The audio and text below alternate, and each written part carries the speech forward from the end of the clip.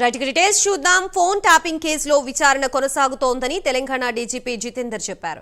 SIB మాజీ OSD Prabhakar రావుని Hyderabad కి రప్పించాలంటే మరికొంత సమయం పడుతుందని జితేందర్ వెల్లడించారు.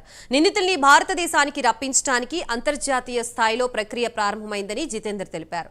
ఇంటర్పోల్లో ఈ ప్రక్రియ పూర్తి కావడానికి కొన్ని సంవత్సరాలు పడుతుందని జితేందర్ చెప్పారు. విచారణ పూర్తి కావడానికి ఇంకా సమయం పడుతుందని జితేందర్ వెల్లడించారు.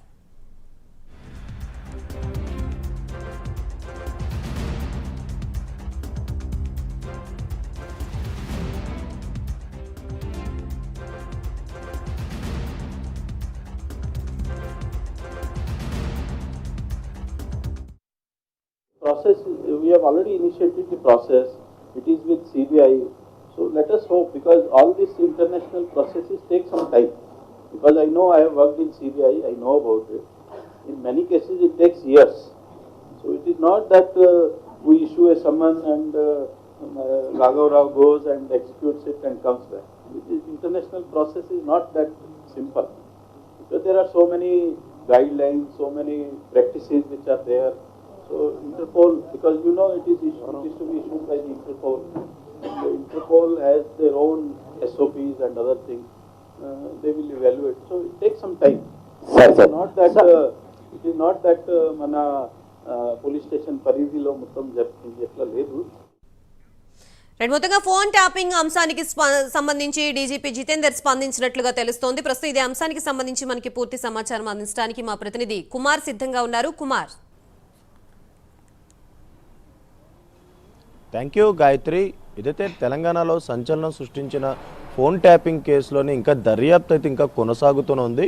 ఇప్పటి వరకు కూడా ఈ కేసులోని కొంతమంది ఎస్ఐబికి సంబంధించిన అధికారులని ఇప్పటికే అదుపులోకి తీసుకొని విచారించారు. అలాగే వాళ్ళ కస్టడీలో కూడా తీసుకొని వాళ్ళ స్టేట్మెంట్ కూడా రికార్డ్ చేయడం జరిగింది. ఇప్పటికీ ఇందులో కొంతమందికి బెయిల్ కూడా లభించింది.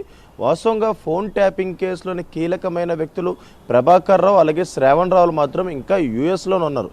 ప్రస్తుతం ఈరోజు ఏదైతే డీజీపీకి సంబంధించి యాన్యువల్ ప్రెస్ మీట్లో కూడా డీజీపీ జితేందర్ ఫోన్ ట్యాపింగ్పై అయితే స్పందించారు. ముఖ్యంగా ఫోన్ ట్యాపింగ్కి సంబంధించి ఇంకా దర్యాప్తు కొనసాగుతుందని చెప్పారు. అలాగే మరొక పక్క ఇటు సిబిఐ కూడా ఏదైతే లేఖ కూడా రాశామన్నారు.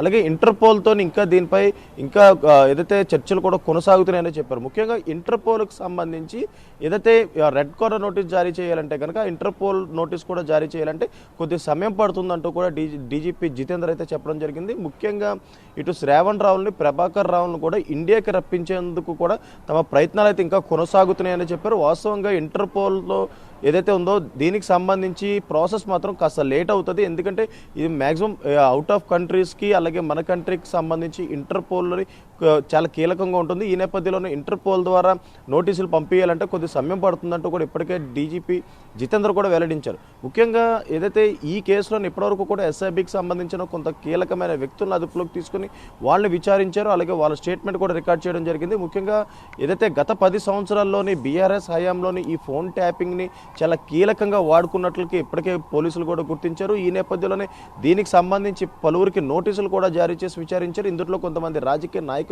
కూడా నోటీసులు ఇచ్చి జూబ్లీస్ పిఎస్లో నేరుగా విచారించారు.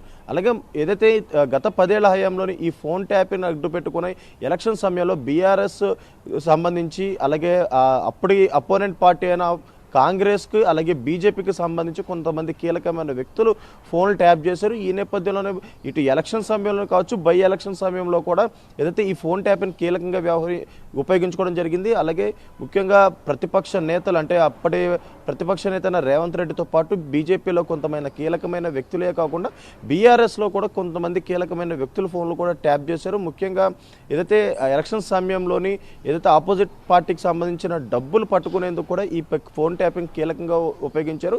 ఇందులో మొట్టమొదటిగా ఏదైతే ఎప్పుడైతే కాంగ్రెస్ గవర్నమెంట్ హయాంలోకి వచ్చిందో మొట్టమొదటిగా ఫోన్ ట్యాపింగ్ కేసుపై అయితే పూర్తిగా ఏదైతే దృష్టి సారించింది. ఈ నేపథ్యంలోనే ప్రణీత్ రావును మొదటగా అరెస్ట్ చేశారు. ప్రణీత్ రావును అరెస్ట్ చేసిన తర్వాత ఈ కేసులోని ప్రణీత్ రావు ఇచ్చిన స్టేట్మెంట్ ఆధారంగా కొంతమంది కీలకమైన వ్యక్తులు అంటే ఇటు శ్రావణ్ రావులు కావచ్చు ప్రభాకర్ రావు కావచ్చు అలాగే మరికొంతమంది అంటే తిరుపతి అన్న వీళ్ళందరినీ కూడా మొదటగా ఏదైతే విచారించేందుకు పోలీసులు రంగం సిద్ధం చేశారు. ఈ నేపథ్యంలోనే ఎప్పుడైతే ఈ ఫోన్ ట్యాపింగ్ కేసు బయటపడిందో ఇమీడియట్గా ఇటు శ్రావణ్ రావులు ప్రభాకర్ రావులు ఇటు యుఎస్ వెళ్ళిపోవడం జరిగింది. ఈ నేపథ్యంలోనే మొదటగా ఎస్ఐబిలో పనిచేసిన ప్రతి ఒక్కళ్ళు కూడా పోలీసులు విచారించారు, వాళ్ళ స్టేట్మెంట్ రికార్డ్ చేశారు.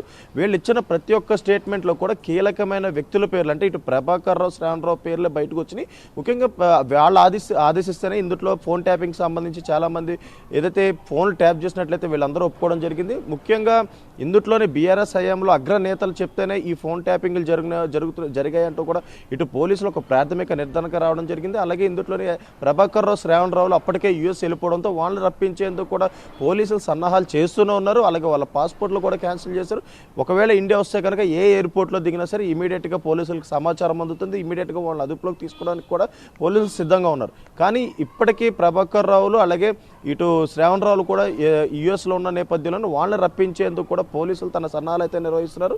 అలాగే మరొక పక్క డీజీపీ జితేందర్ కూడా ఏదైతే ఇంటర్పోల్కి సంబంధించి సిబిఐకి కూడా లేఖ రాశారో అలాగే ఇంటర్పోల్లోని ఈ ఏదైతే ప్రాసెస్ కూడా ఇంకా కంటిన్యూ జరుగుతుంది. ముఖ్యంగా ఇంటర్పోల్ ప్రాసెస్ చాలా టైం పడుతుంది కాబట్టి వాళ్ళని ఏదైతే ఇండియాకి రప్పించేందుకు తమ ప్రయత్నాల్లో మాత్రం తమ ఉన్నట్లు కూడా ఇప్పటికే ఏదైతే డీజీపీ జితేందర్ కూడా చెప్తున్నారు. ముఖ్యంగా అప్పటి ప్రతిపక్ష నేత ఫోన్లే కాకుండా ఏదైతే బీఆర్ఎస్ బీజేపీకి సంబంధించిన కీలకమైన నేతల ఫోన్లు ట్యాప్ చేశారు కాబట్టి ఇందులోనే ముఖ్యంగా టెలిగ్రాఫ్ చట్టం కూడా అమల్లోకి అయితే రావడం జరిగింది. ముఖ్యంగా టెలిగ్రాఫ్ చట్టం కింద కూడా దీనిపై కేసు అయితే నమోదైంది. ఇప్పుడు ఏదైతే ఈ శ్రావణరావులు అలాగే ముఖ్యంగా ప్రభాకర్ రావు వీళ్ళని గనక ఇండియాకి రప్పిస్తే ఫోన్ ట్యాపింగ్ కేసుకు సంబంధించి కీలకమైన వ్యక్తుల పేర్లు బయటకు వస్తాయి. ముఖ్యంగా అప్పటి బీఆర్ఎస్ హయాంలో ఈ ఫోన్ ట్యాపింగ్ జరిగింది కాబట్టి బీఆర్ఎస్ అగ్రనేతల పేర్లు కూడా బయటకు వచ్చే అవకాశం అవుతుంది. వాళ్ళు గనక ఇండియాకి వస్తే గనక ఫోన్ ట్యాపింగ్ కేసు కొలుక్కొచ్చే అవకాశం అయితే ఉందని చెప్పొచ్చు Gayatri. Right, thank you Kumar.